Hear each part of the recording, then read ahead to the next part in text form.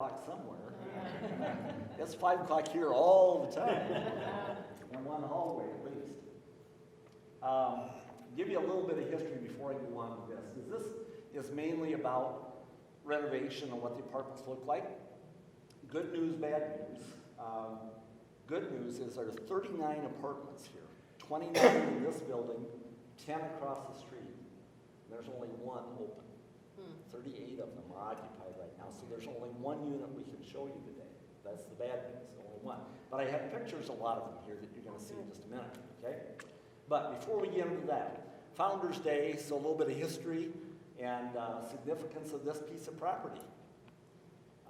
Algona built its first wood frame schoolhouse on this block, over here in the southwest corner of the block, in 1867. And there has been a public school building on this block ever since. First was that wooden frame building. That was moved and is still in existence today. That's the Historical Society building down the street here, down Nebraska Street, right across from the Dairy Queen. That two-story wood frame building is the old original two-story building that was on this property. It was moved in 1886 when they built the Central School. There's a picture of that in the trophy case out here. That building sat right in the middle of the block facing south. And that was used as an elementary school, and then the first high school, and the first high school graduate came out of that building, the old Central building that sat on this property. That building stayed until, as a high school, until Bryant School was built. That building is gone now. The newer addition, Bryant Elementary, is still there, but the old three-story building is long gone. Okay, the arches stood until just a few years ago when they became too unsecure, I guess, to remain standing. They had to take them down. Yeah, they were getting the point of being dangerous, and they were kind of beyond repair. So, kind of a shame. But so the high school moved to Bryant until 1930, when this building was built.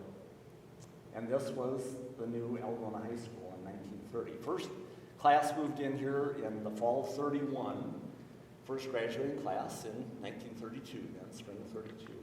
And it stayed Algona High School all the way up till 1970, when the new Algona High School was built out on the southeast corner of town. Somebody this morning correctly pointed out that the baseball field had previously been moved out there. So the baseball field that's out there now was there before the high school. And the football field. The football field was there too. Went out before the high school was built. Just a few years, but nonetheless, late 60s, that was out there. So this building was built, I said, in 1930. It costed $238,000. So a little bit under $250,000 built this whole building. You can imagine what it would cost today, right? In 1970, after the new high school had been built, they renovated this building into a middle school, removed some walls, put some collapsible walls in for flexible spaces, that sort of thing, at a cost of $188,000. This building then stayed Algona Middle School. A year later, it was named O.B. Lang Middle School. Mr. Lang had retired, and the district decided to honor him by naming this building after him. So O.B. Lang Middle School then was in place here all the way up to 2011, another 40 years as a middle school. Then it was closed, and we had kind of an awkward transition because there was a time there where the school district was looking at building a new middle school, but knew there had to be an answer to this building. It couldn't be left abandoned. We had to find a buyer for it. Some of you who live in and around Algona might remember the city of Algona first stepped forward and said, yeah, we want it. If you ever leave, we want it. We're going to put city offices on the west side, police department on the east side. Shortly thereafter, the county built a new jail, sheriff's office, and decided we've got a little extra room here available. We think the city police could move in with us, which they did. So then the city shifted to, well, we're going to put offices on the west side and the library on the east side, maybe even a two-story library where the gym is. that was kicked around for a while.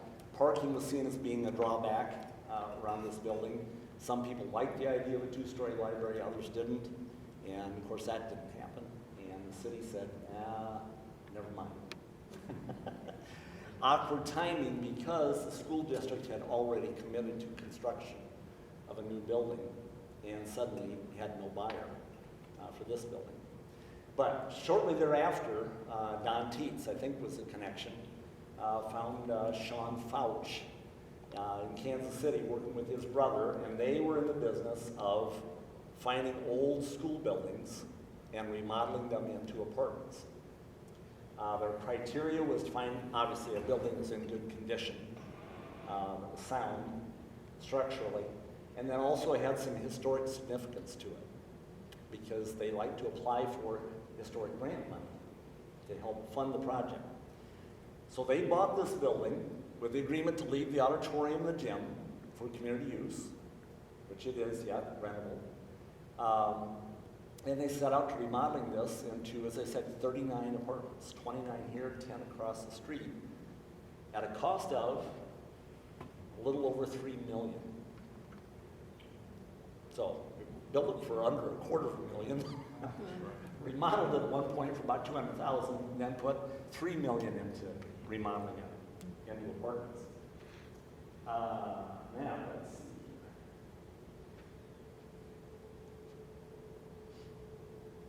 Okay, one of the things that we had some problems this morning with our video, and John Hink over here is just a retired maintenance person for the apartments, and John was kind enough to come in and help with our video setup. However, it didn't work this morning, and he's got it to work now, but for some reason the slideshow is not in order. That one actually is, I think, about the last slide, but that's okay. That's all right. You'll still get to see. What you're looking at there is in the lower level of the annex, the back corner of the lunchroom. And behind, you see those white curtains hanging there? They are hanging over the windows that used to look back into the kitchen. Where that china cabinet is sitting, right behind that was a doorway where you go through to get your lunch. So that's what an apartment ended up looking like. Cement floors down there, what they did is just clean them and polish them.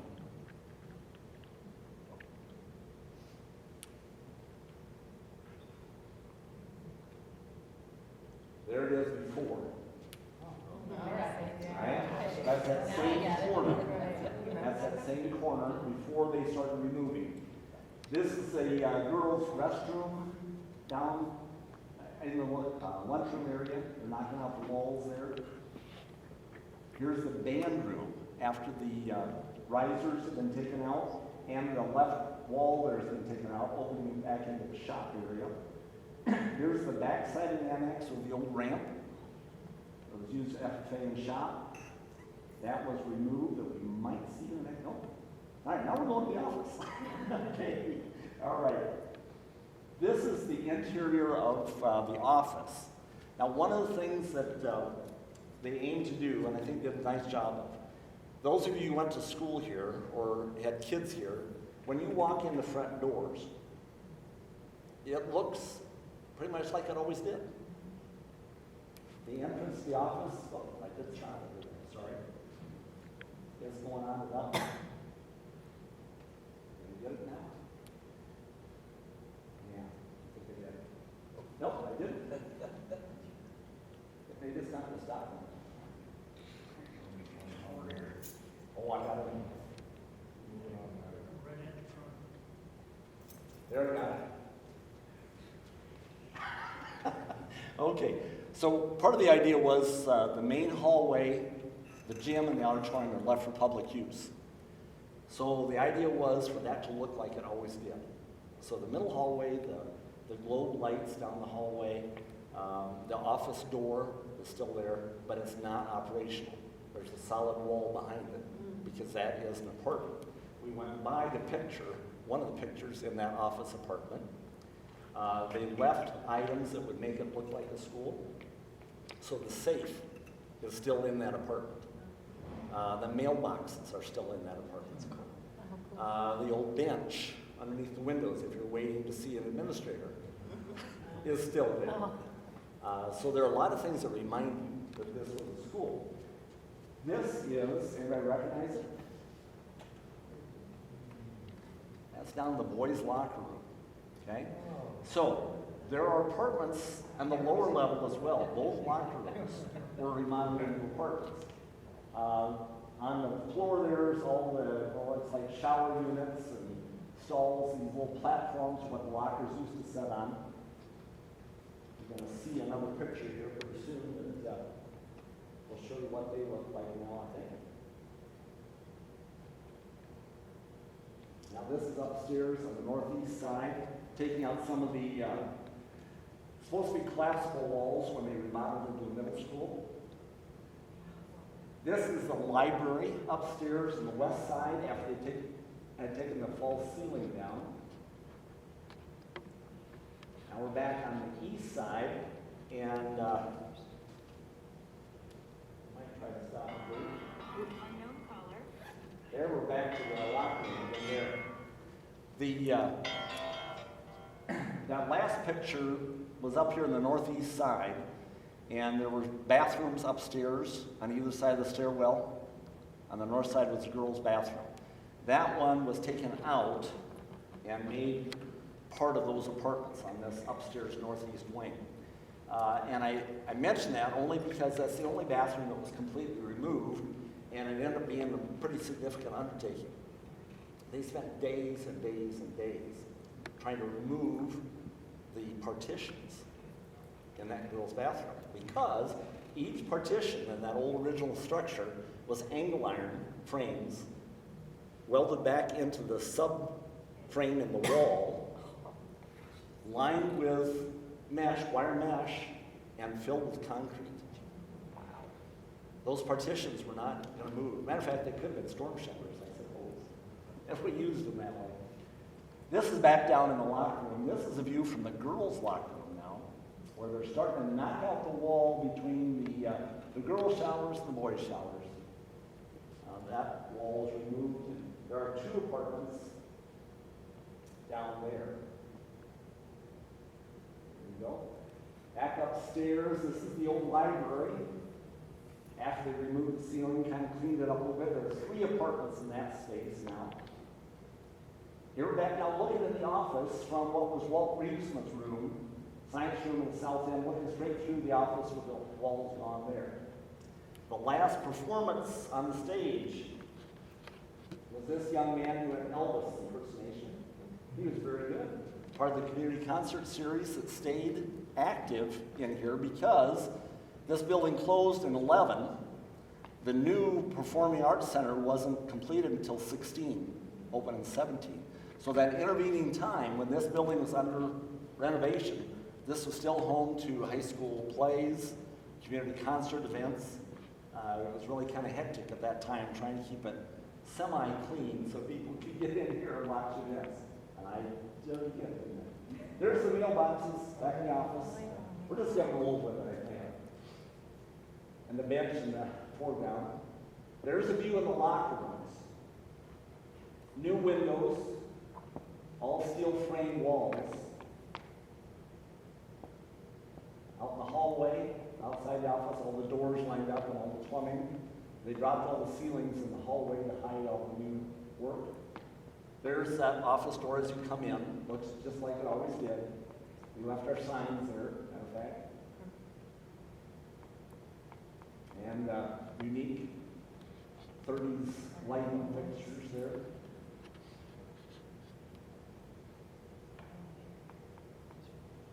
This is the band room. So now we bounce back across the annex here. This is really kind of interesting. Why this is going like this. But, the band room we saw earlier is wide open. And now here it is. It's a 2-bedroom apartment. And the translucent panels up above are because the lights are to the right. That would be the south wall of the annex where all the lights coming in. Those bedrooms are interior rooms then.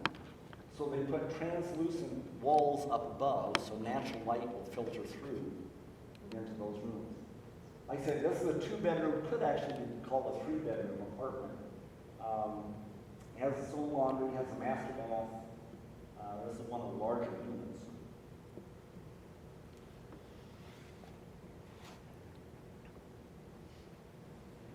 There, that's back downstairs, the lunchroom. There's the windows that used to look through into the kitchen. There's the building. This is really random, isn't it?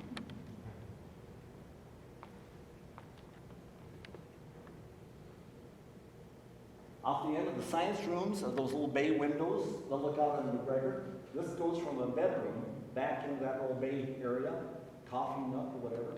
The science rooms are nice apartments because all the built-in cabinetry is still there. That was left. Here's the library. That apartment has one wall that's almost solid bookshelves all the way across. That's the south end of the library. The old slate chalkboards are left, complete with chalk trays. And a good story there. I've not been very successful about Scotland, but I'll try again. There's another one in a bedroom there as the chalk tray and the slate board. A number of those, chalkboards were out a long time ago. We went to whiteboards with dry erase markers. And we did what a lot of other schools did. We bought white skins and we smeared glue over the slate and slap up the whiteboard. They took those whiteboards down and cleaned or sanded, I don't know what they did, to remove all the glue from the original slate. So any room that still had original slate has been uncovered now.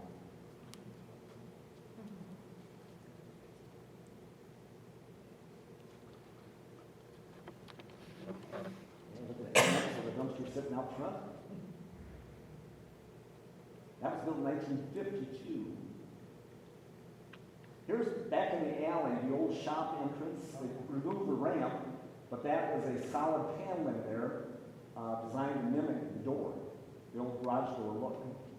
And it's inside one of those apartments. We're going to look at this apartment, matter of fact, is the one that's empty right now. So we'll go over and look at that. There's the old central school that used to set on this property, built in 1886. Randy Raber's house off far corner. They sanded all the wood floors. That's another thing that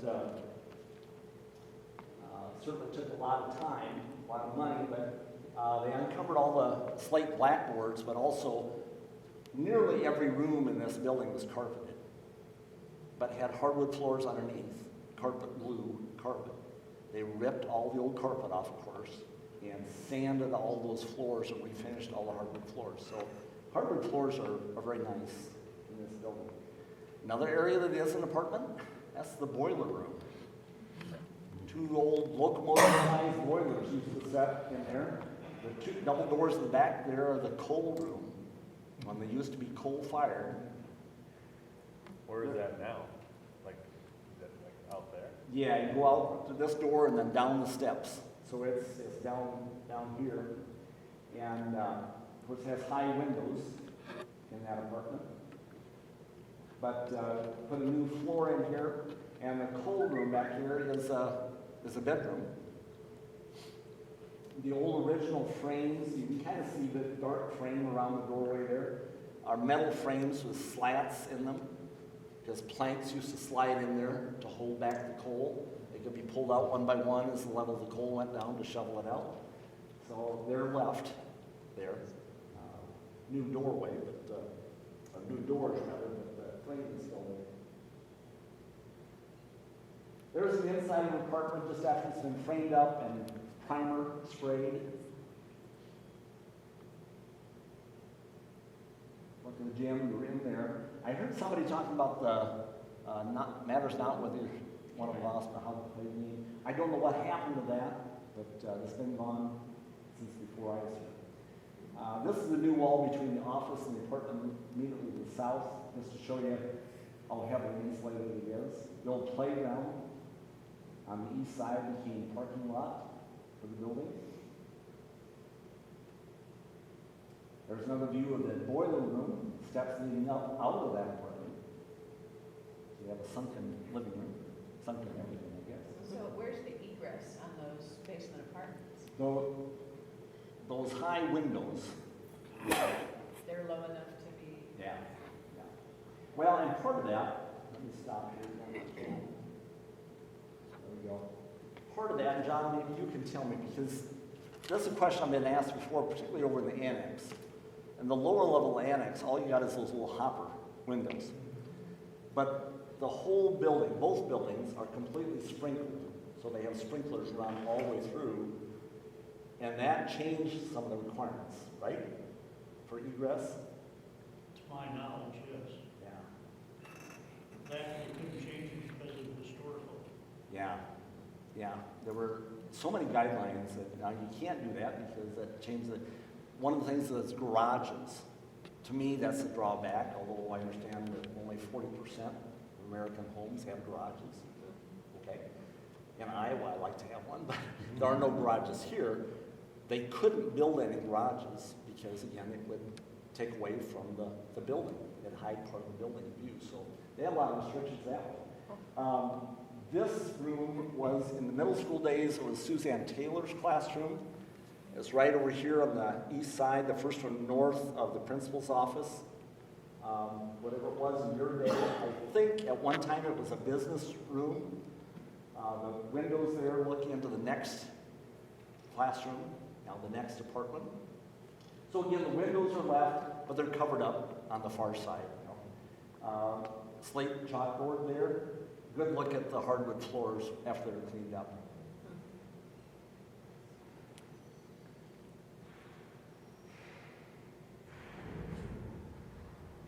That's what a typical kitchen looks like. Quartz countertops they put in all of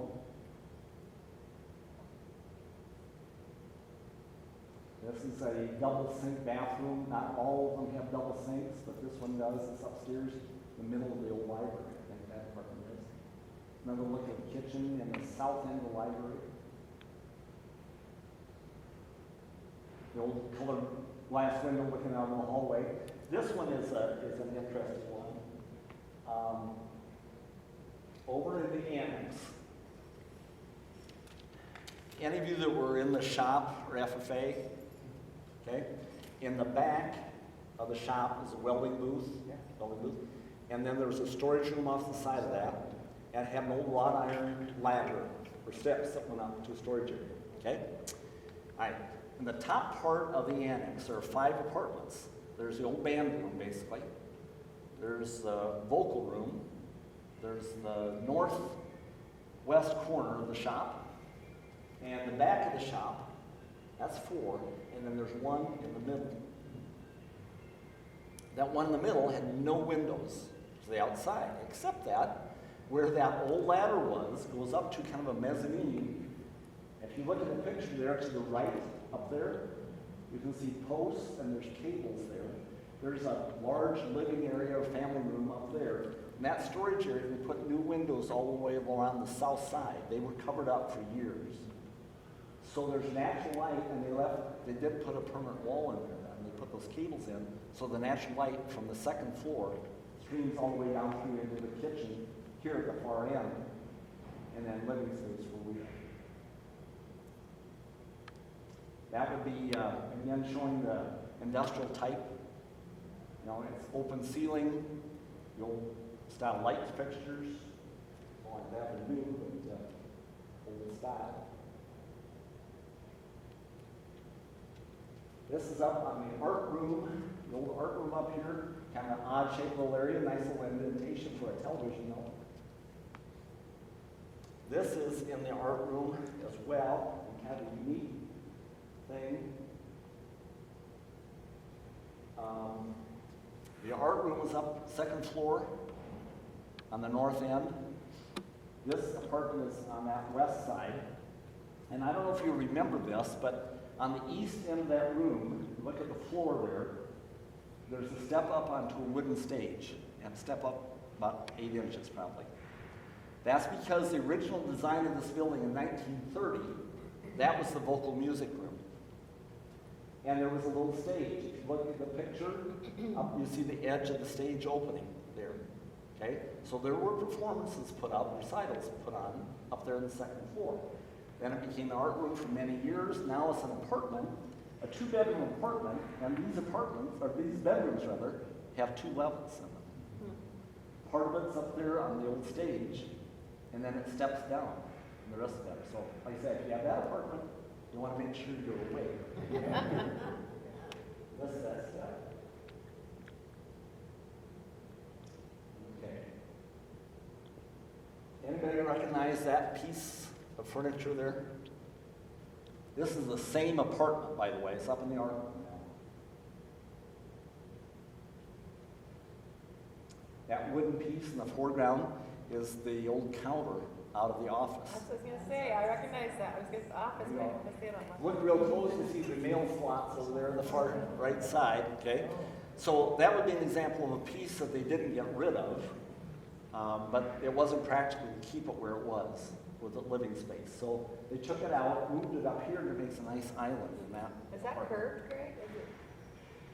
Is that a curve on the right side of it? I can't remember. No. No, okay. Just This straight looks right like- side, a little bit of Okay. optical illusion, I think, shadows maybe. Uh-huh. Yeah.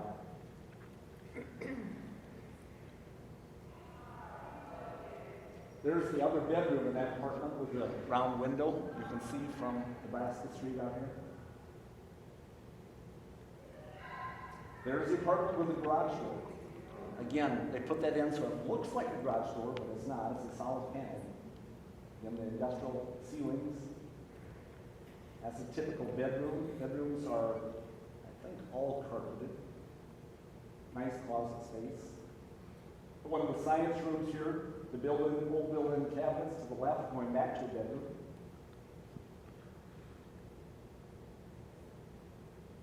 There's another one. That would be what I would call Jerry Payne's room. Over here in the southeast corner. Lots of nice cabinetry in there. This is looking from a bedroom toward the south end, back up along those cabinets toward the front door. So that worked. That would have been Walt Eastman's room, now with the kitchen in it. Part of the living area. Cabinets in Walt Eastman's room.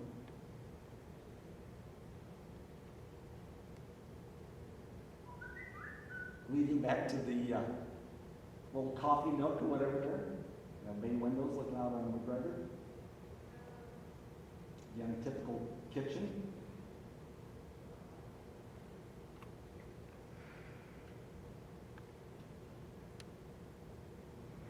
Slate board back in Jerry Payne's room, science room. Used to go into his office there. That was when you membership. I think we saw all of them. So that gives you a look, anyway, at what the apartments look like. There are studio apartments, efficiency apartments. Those are the lowest rentals in the neighborhood of $650, $675 a month.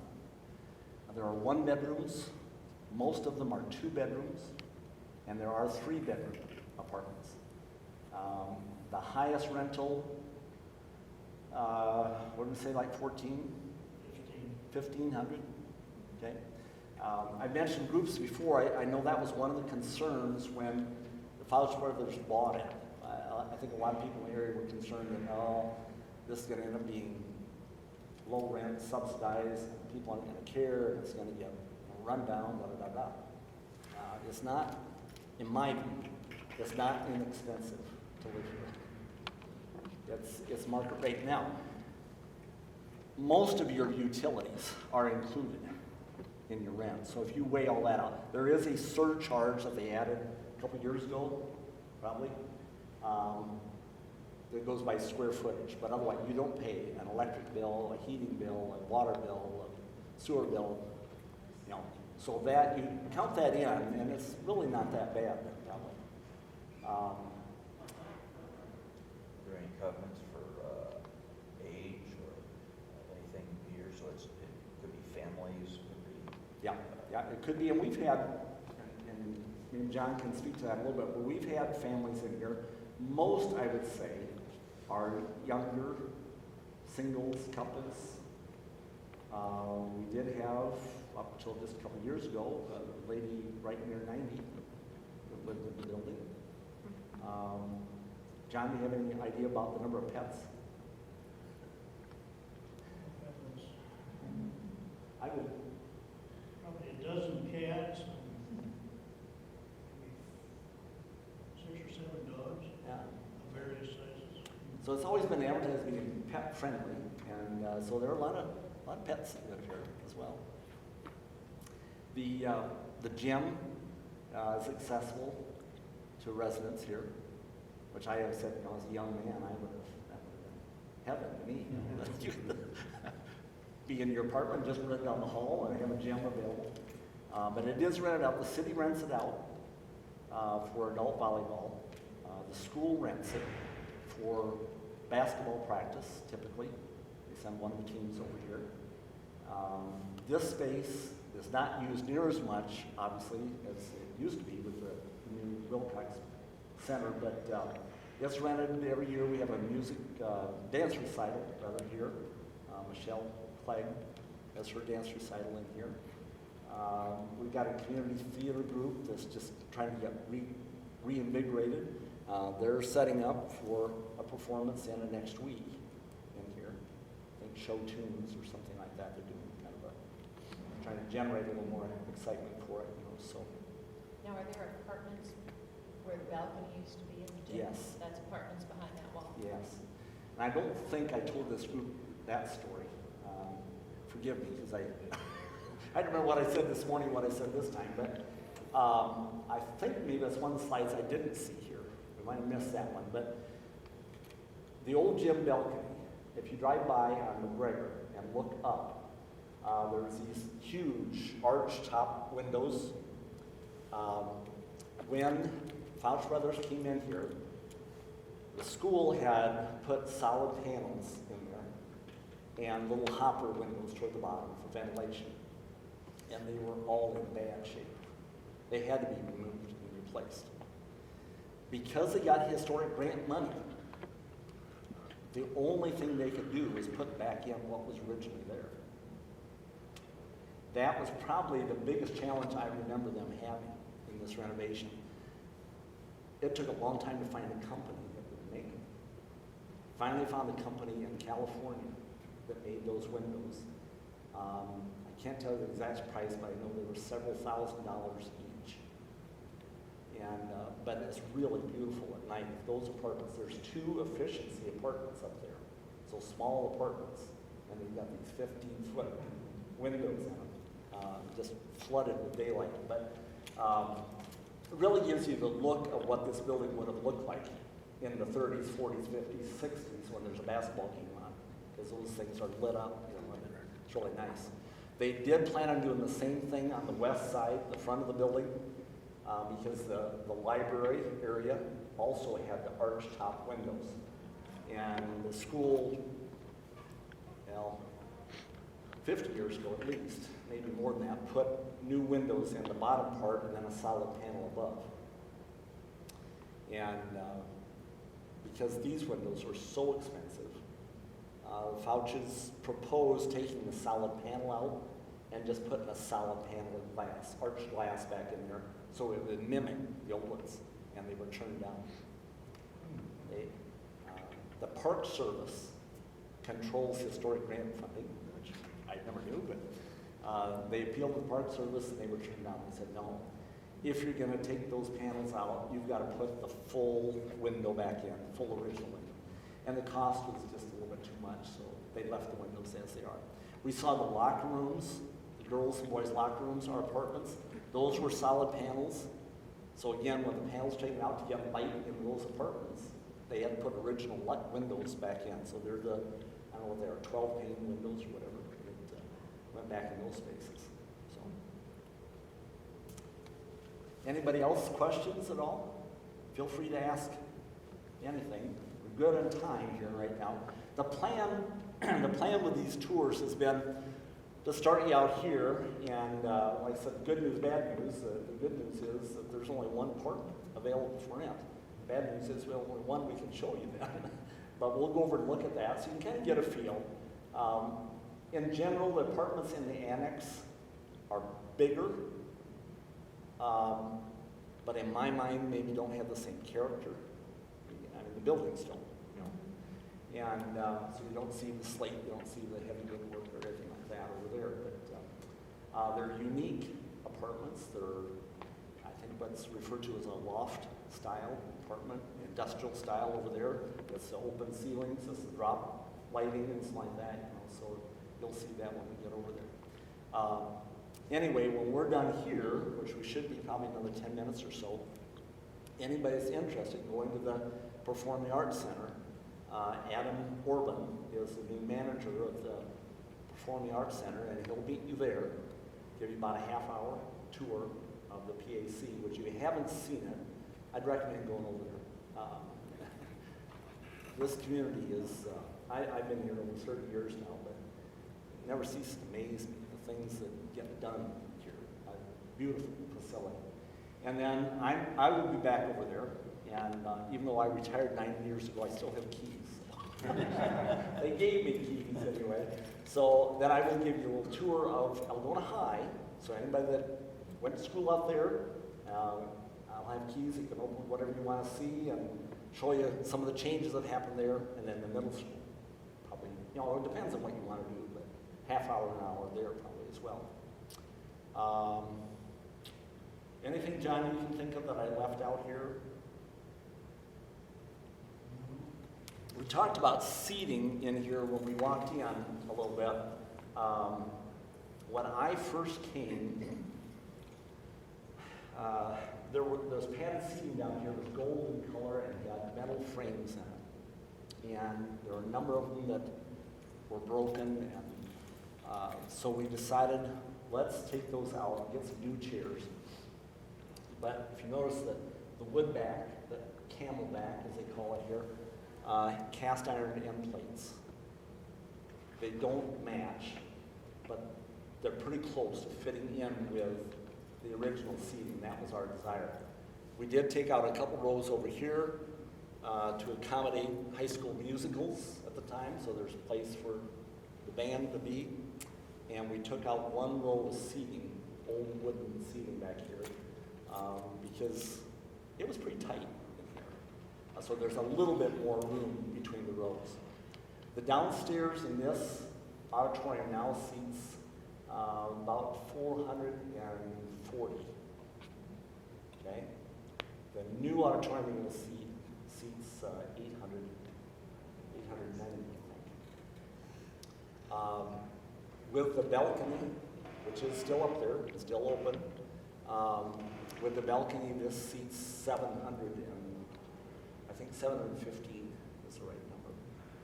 So still pretty good seating. And it's amazing to some folks to know the original seating in this, when it was built in 1930, was a little over 900. But it was all the wooden seating, pretty narrow spacing, and this was not here.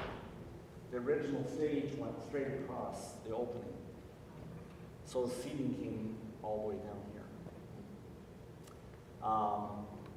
Is there funding for repairs in this and the gym?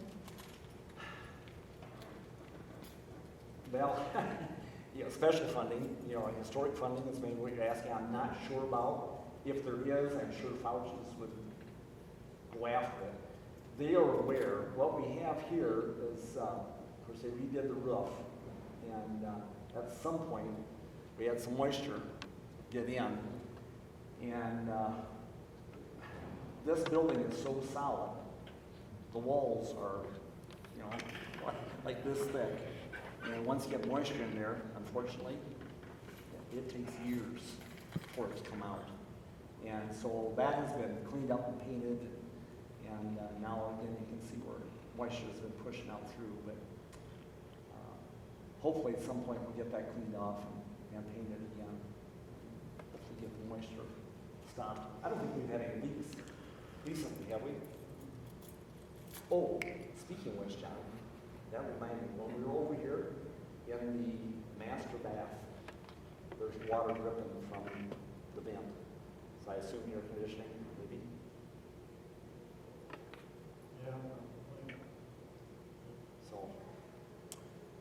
you do. Yeah, there you go, there you go. It's not John's job anymore. But you said he was retired. Yeah, he is. But so am I, so, no. What's the turnaround for rent? Is it like every month does something open up? And is there anybody here that's been here the full 10 years? Good question. Well, they have to sign a year lease. Okay. The only ones that are, on a shorter lease than that would be the windmill people, they're 6 months. Okay. They're generally the ones that go with the high-end apartments. Is there anybody, The company pays for it, so they don't charge. is there any resident here that's original to the building, you know? Not anymore, no. Billy was the last one. Okay, yeah. And she was 89, 90, wasn't she? She was upper She was 80s. in her 90s. In her 90s, okay. It's Mandy Reginius's mom. Really? Yeah, she lived in an apartment over here. And, she came in, She was the first one to move in here when they opened. yeah. And she wanted that apartment, what I call Jerry Payne's room over here in Southeast, because that's where Blair, her son-in-law, taught. When he moved to Elmona, Oh, he taught in that room. that's neat. So she wanted that room. And, Personal connection. yeah, yeah. But yeah, there is usually some turnover. I mean, like I said, this is not my Right. expertise by any, but when they said they're gonna do this, I was happy because I thought, okay, the building is gonna have a purpose, long-term, it's good, you know? But I thought, is Algona really need 39 apartments of this style? 38 of 39 are full right now, and it's been pretty consistent that way. And Once in a while, there may be 3 open or something like that, but it doesn't take long, and they fill up again, so it's gone well, I'd say. Okay? Feel free to ask questions. We're going to walk across to the annex and look at that one apartment that is open.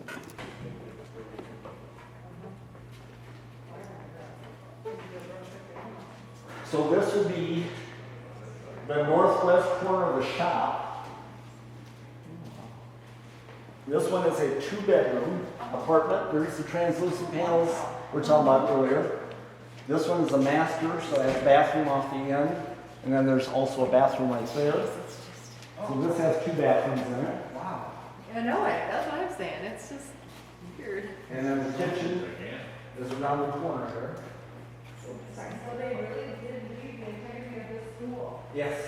I mean, Yeah. not important to this whole concrete floors. I The mean, whole thing, yeah. like the walls, yeah, well, man, you can skip the Yeah. inside. Yeah, I mean, yeah. You can do a little welding. Yeah, open ceilings. Yeah. Yeah, Really, yeah, it's kind of nice. yeah. Big floor. Yeah, it's a little polishing. So then the other side of that wall is the apartment that has the garage door look. Yeah, but just. And their entrance comes off the alley. There's a back door. Oh, okay. Come up into that apartment. Yeah. The one on the other side of this wall is where the local music room used to be. Yeah. And the 2-story one in the middle that I talked about with the light coming down, and the band room.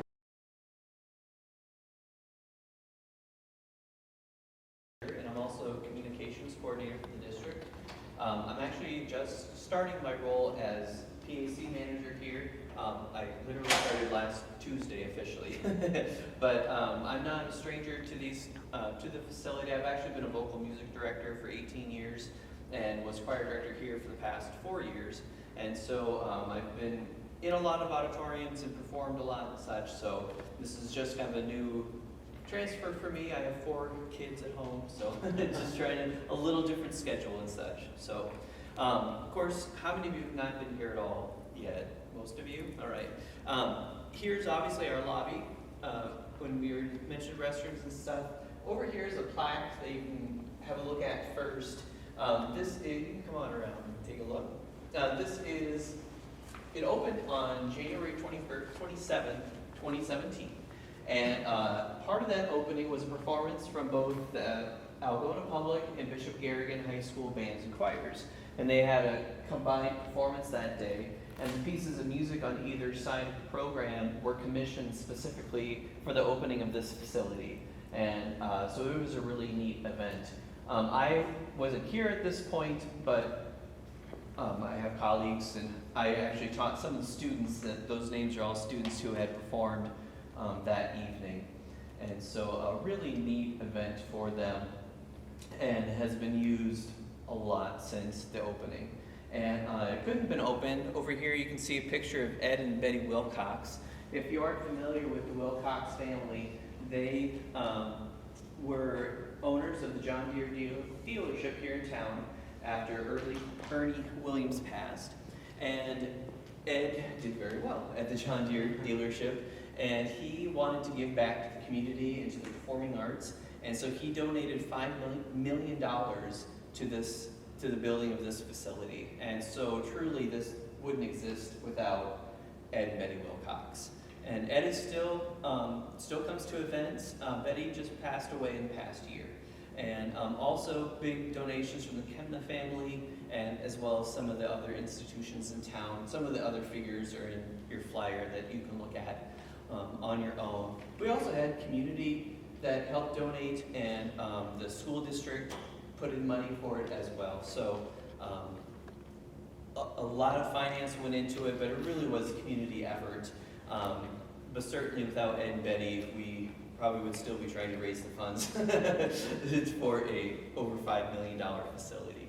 So, and if you have any questions at any point while we're going through, feel free to ask. We'll head into the facility here then.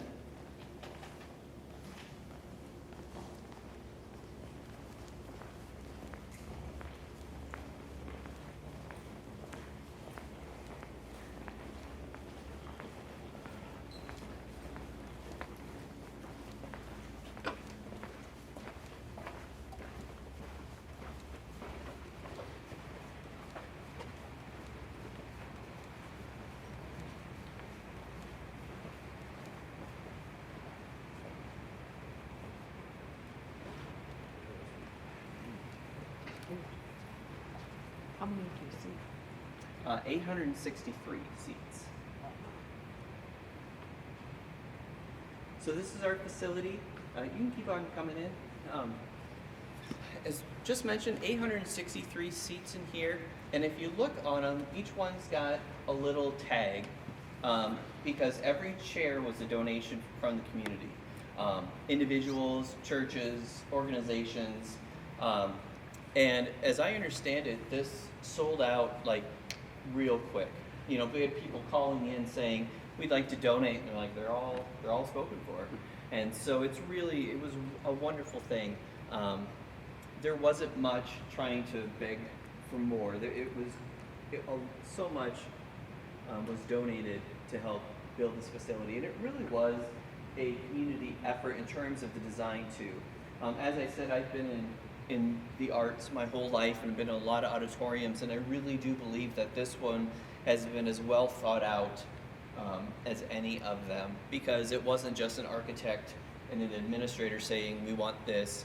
It was people in the community, people who had been in the arts saying, well, we think we should have X, Y, and Z, and for the most part it happened. So really wonderful facility, and it's completely self-contained, so to speak. The high school and middle school are attached.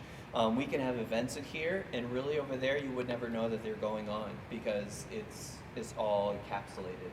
Huge stage. Yes, it is a huge stage. If you'd like, we're going to wander up by the sound booth here.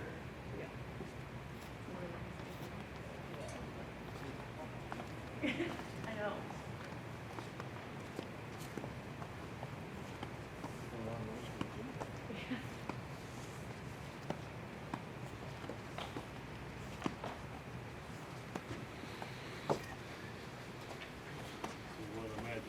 Yeah. Is there glass in there? There's not. So this is our sound and lights booth, and fully programmable, both digital light board and sound board. The digital board is nice because we can set different scenes. So like during the musical, obviously we have lots of microphones and stuff going on. With just a click of the button, we can go to the next scene and automatically turns on and off what we do and don't want. And it's such a time saver over trying to punch all of the mutes and stuff as you're going through. So a really nice feature. We can also plug in about anything. So we lots of times will use an iPad or something like that to run auxiliary sounds and such. Really great feature. Again, fully programmable board. You can kind of see on the stage there's some different colors of lights. Those are actually LEDs, color changing LEDs. Those are not, in the old days you put gels in to change, you know, so every time you want a different light you switch out all the gels. There's still a little bit of that, but for the most part we have color changing LEDs. So on the board it's just click of the button, change it to blue and purple and whatever you want. So it's pretty wonderful and just a lot safer. They're cooler, they're easier to maintain, all that different kind of stuff. So I believe when they first started here, they had glass across here, but when you're in here trying to do something, it's hard to hear actually, because the glass just mutes too much of it. So we took it out, and thus far we've been pretty good. I think they had one instance when it first opened, somebody hopped in and needed something, and they said no to that right away, and it hasn't happened since. So. Be startling. Yeah. Yes. Well, and people were here, they just couldn't get in the booth. And so it seemed innocent enough, but obviously that's a no-no. So, any questions in here? Yeah. A huge storage here, donated by Snap-on.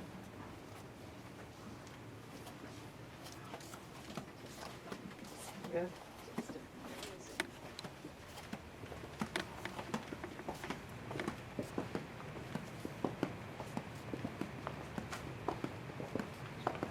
Now you notice that the curtain is green. Usually curtains are red or maybe blue. Any ideas why the curtain's green here? Because Ed wanted John Deere green. Yeah. And they said no. He actually wanted John Deere green seats. And it's hard to tell somebody donating $5 million no, Yeah. but we came up with a compromise. We said, well, how about the curtain? And he was fine with that. So, and quite honestly, I think that was probably the right choice with a space like this. The acoustics in here are really wonderful. It's so consistent. I've taken groups to several different schools for like a large group contest. If you've ever participated in that, the band and choir sings for judges. And oftentimes you'll have a judge in 3 different parts of the auditorium, and they are literally hearing 3 different things because it's bouncing off differently. In here, we don't really have that problem. It's really consistent, which is awesome. We'll kind of go around this way and head to stage.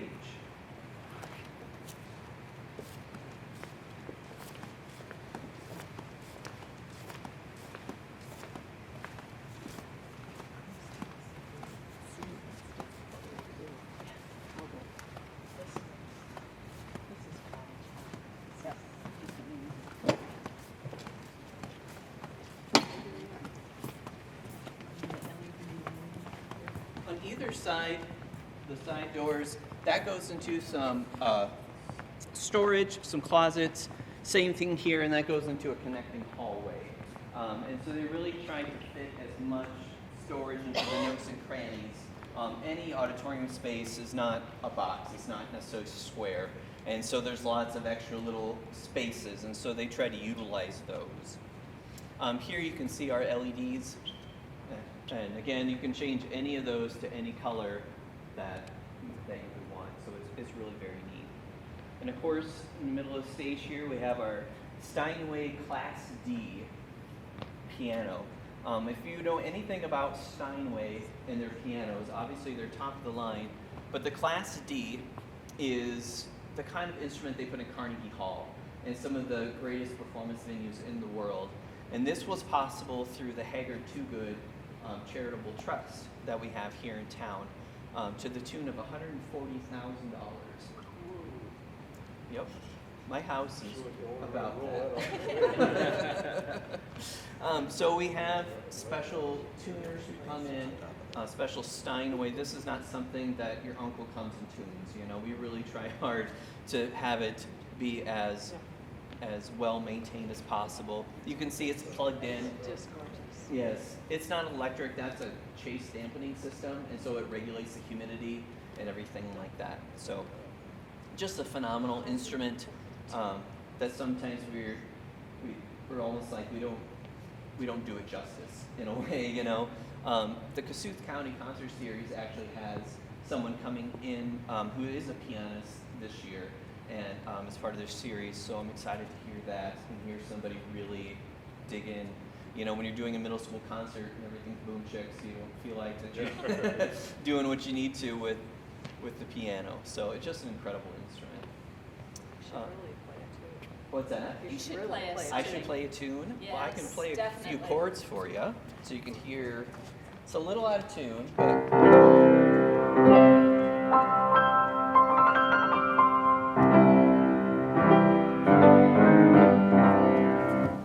so just a really lovely instrument.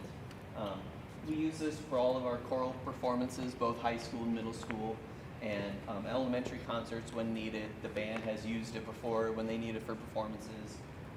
It's really pretty incredible. Does it have its own little room when it's not here? Yep, and we'll show you that in the back here as we go through.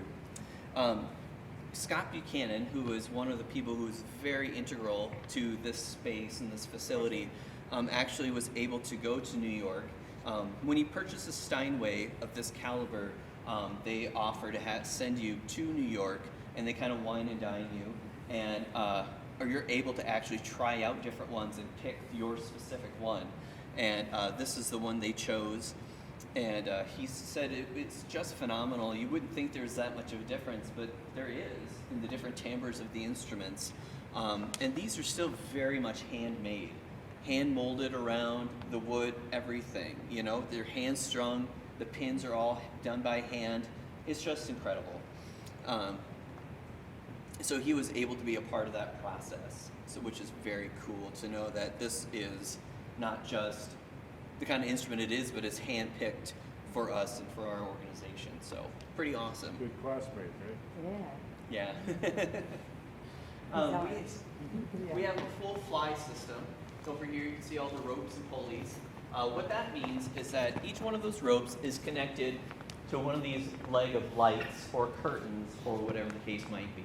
So instead of having to get a lift or a ladder to go up to the light, we can bring the lights down and work on them and bring them back up. Obviously much, much safer than having to go up on the lift all the time, which is what most of us are used to change out the lights. And there's no putting in gels like we had mentioned because we have the LEDs. We have the back white scrim, which is able to project upon with different colors and different things like that. And actually the curtains, like the green curtain here, you can actually lift and it completely goes away up into the rafters. There's supposed to be a black curtain that comes down in the middle, different things like that. So again, something that not a lot of high schools get. Definitely think the Sammy Center in Spirit Lake, if you've ever been in there, which is probably about the only thing that's close to this in the region, has the same kind of stuff. And it's just incredible space. Over there's, again, a little storage that we keep our chairs and stands and choral risers in as well. All of that is unique to this. And so when we have a concert, we don't have to bring down chairs and stands. We just grab them from here instead of having to haul things back and forth all the time. And that was part of why they built this facility and such. And they wanted to have things be sort of self-contained. Any questions so far? All right.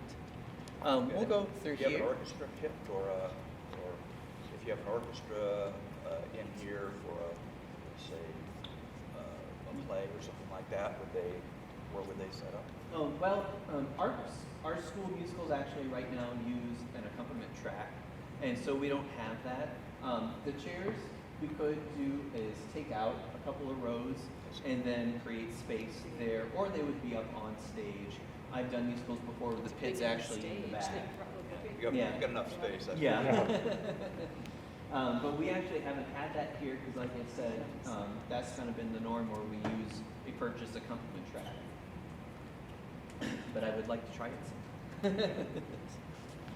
right, we'll head through this way.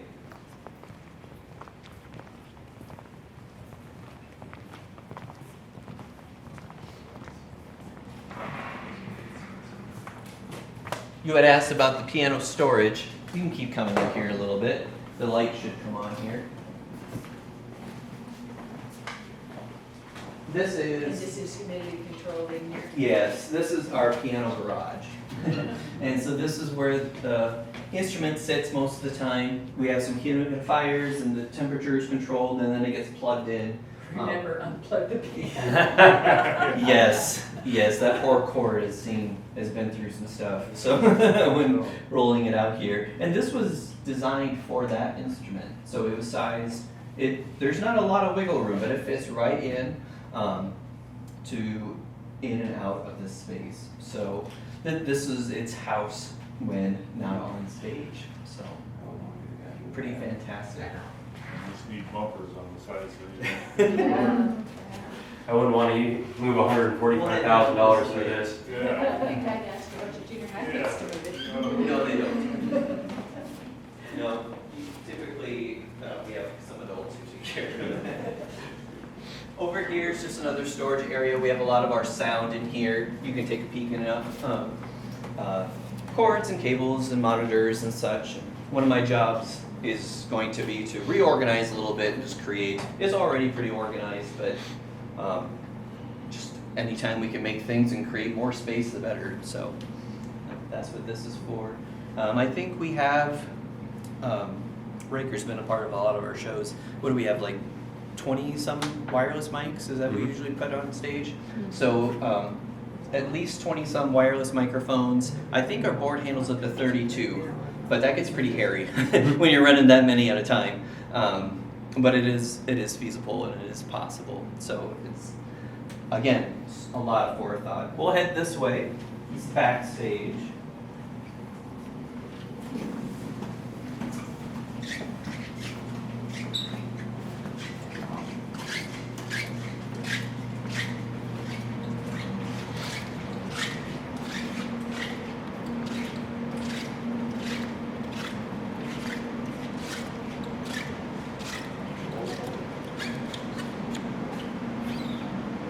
So this is our backstage space.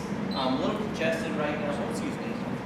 Being the end of the school or in the summer, there's stuff everywhere. So cleaning and stuff. But these are our orchestral shells. And so when we have concerts, these get rolled through the giant garage door there and put into place. These actually kind of open up, like fan a little bit, and line the stage all the way around. And then there's what's called a cloud that's on stage that lowers and opens up for lighting above that as well. So that is in essence our sound shell. And we can either have full stage or we can reduce it and then close the stage, so to speak, so it's not quite as large of a space. Yeah, yep. Even for choral concerts, it's a pretty massive space, so we sometimes will do a half stage or something like that for those performances. So that's what these three things are. I got the piano up, but I didn't roll all these out for you, so. And a lot of our set pieces, just typical backstage. There's a sink over here, which is great because they can wash the toothbrushes and everything right here. They don't have to go into different parts of the school to do all that.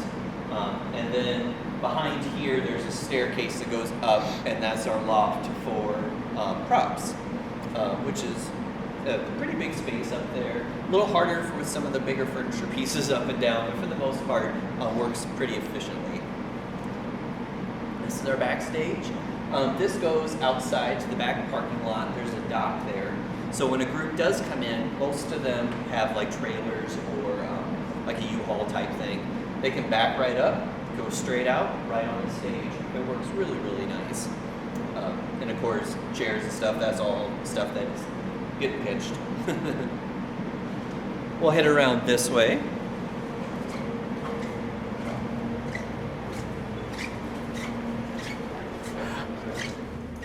This is a lot of stuff still there from speech. Yeah.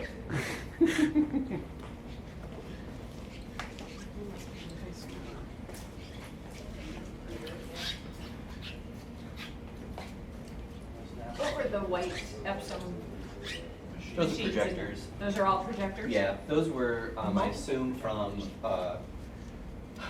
let's see, they're for the smart boards, digital boards that the teachers use and they can write on Oh, and so stuff. they're just being stored there, they're not? My guess is they're gonna end up either being recycled and they're on their way out. They've gone with, larger boards now that are like touch screens, big old LED panels. So that's my guess, is where those are headed. Like I said, this time of the year, there's stuff everywhere in the school, coming and going. Back parking lot here, if you went out this way, you would head over to the to the field, excuse me, and such.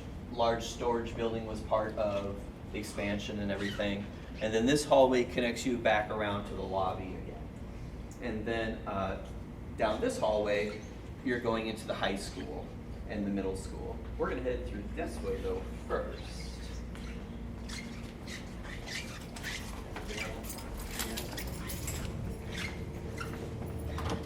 The light should come on here eventually. Here we go. You can come on in. This is one of the dressing rooms.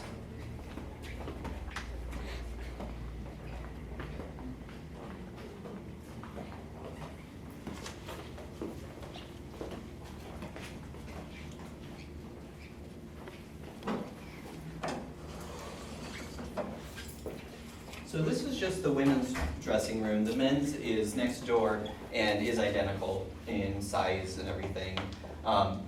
Lights across here, outlets. They have the LCD monitor again, so whenever it's happening on stage can be projected in here so they can see, and so if they know their scene is coming up or whatever the case might be, or other performing groups when they come in can see what's going on here as well. Each has their own individual restroom.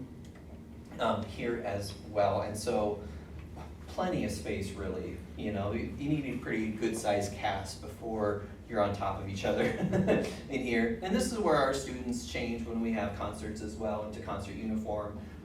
Those are stored in one of the closets, and then students can change in here, and in of course the men's restroom as well, or dressing room. So again, a really nice space. One of the schools I was at had a nice auditorium, but they had one dressing room that was probably the size if you close this off, this space right here. It was very, very tiny and not really usable. I don't know what they were thinking, but it's just sometimes concessions have to be made if budget's a concern. And here, again, they were like, no, we're gonna do it right. And we're sure glad they did. So yeah, just a really nice space. Any questions? It's a dressing room. Are your band and choir facilities nearby here, so it's not a long trek for concerts? It's not too bad. The high school band and choir are just on the other side of the commons, and so it's not a hard walk down here. Then the middle school is connected. That obviously is a longer walk, but it's all connected. It's all flat, so it's really great. And since all the chairs and stands are here, we're really just hauling bodies and percussion, for the most part, so. Very well. Go ahead and head out and keep going down the hallway here. Go ahead and head down that way.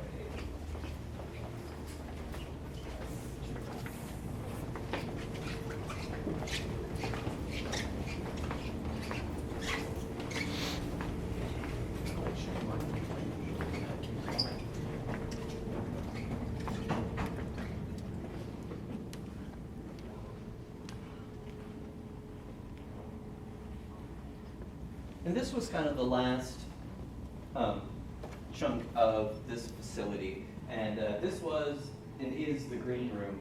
As you can see, it's kind of been adopted more now as our boardroom for meetings, and this is where the school board has their meetings and such.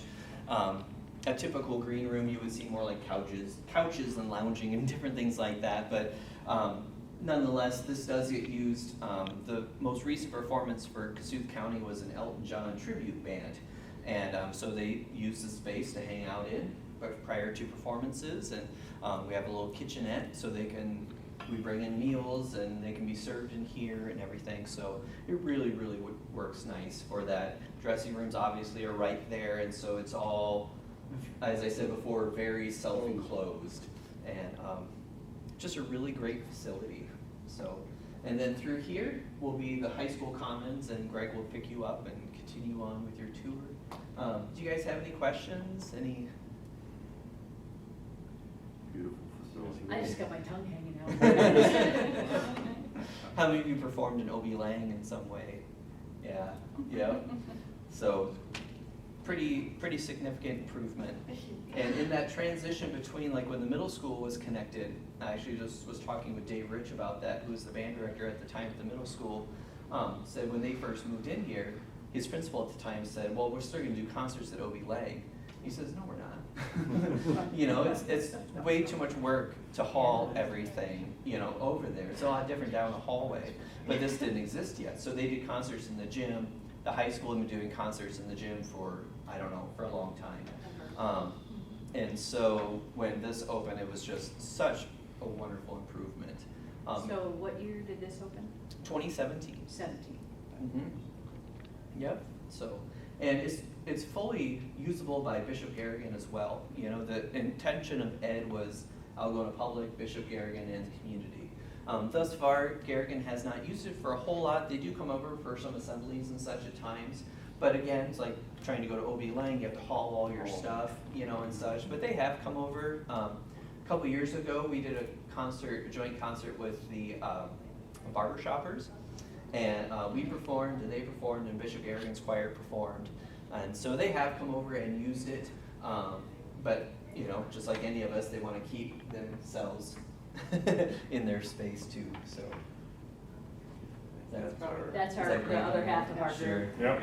Well, thank you so much, everybody. Thank you. Thank you. You bet.